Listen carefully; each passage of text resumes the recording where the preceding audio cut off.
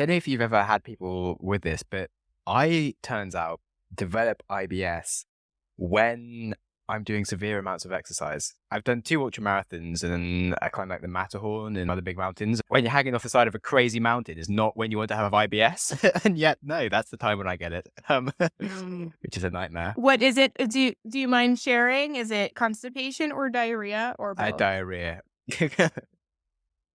Okay, it's probably a hydration situation, actually. Is it ongoing after? It stops pretty quickly. So that I wouldn't really consider IBS. Yeah, so from about like 5 hours of like continuous exercise onwards, like really crazy next level, just continues forever after that until I stop. Are you having like a lot of like the gel packets or like what are you eating or drinking? Water, usually. The last ultramarathon, I did actually end up drinking some other things. Are you taking electrolytes? Probably should be. Yeah.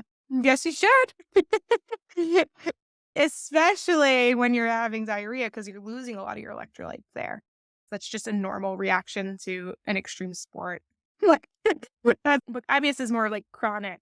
What normally would trigger diarrhea in athletes is like they might have, you need sugar to obviously to fuel yourself. It's the most immediate energy source for the body. But sometimes if you do too much too fast, too much liquid, so like too much liquid and too much sugar together, it pulls everything into the middle of your gut and that makes you have diarrhea. It's not very pleasant. It sounds like you just need to focus on a better hydration methods. Yeah. Cool.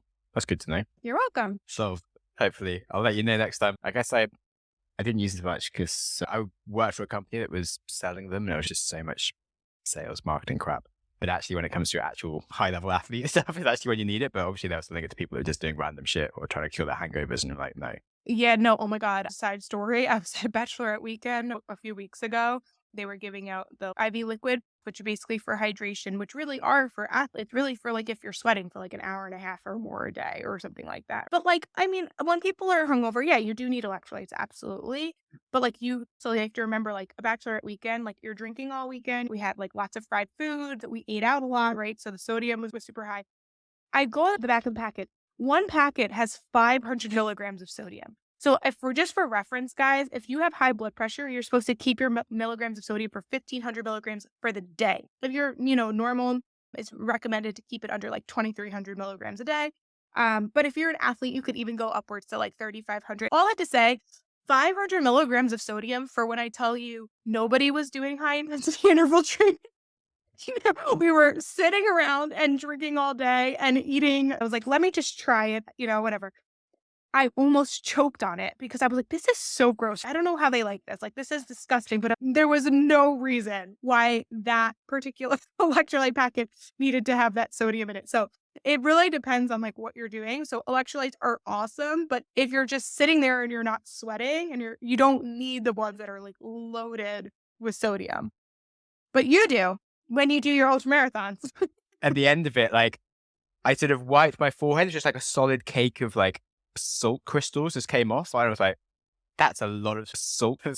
One thing I did want to say, so one of the studies we did actually at that company was that milk is more hydrating than any of those electrolytes. Obviously, they never put that in their marketing. Being like, that's supposed to hydrate after a night out. And it's like, drink some milk. And they're like, no, we can't sell that. And also with athletes, that's also very true. Chocolate milk is like the gold standard for athletes because of the carbohydrates and because of the sodium. Yeah, it's so funny, right? We have all these like trendy things that we make, but like at the end of the day with your nutrition, it can be really simple. But unfortunately, the media and diet culture makes it so much more complex and it doesn't have to be that way.